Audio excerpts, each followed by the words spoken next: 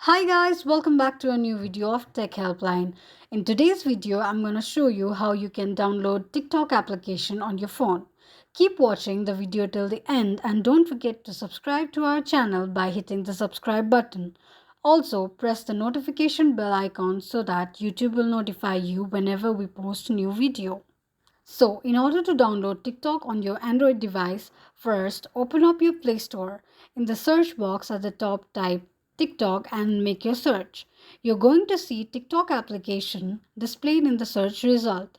Simply tap on the install button right next to the app to begin the downloading process.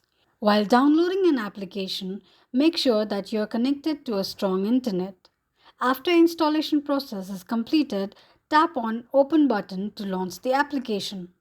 Open the application and this is how you'll be able to download a TikTok application on your Android phone. Log into TikTok with Google account or Facebook account, or you can also log in using your phone number. This is how you'll be able to download your TikTok application quickly and easily. I hope this video was helpful to you.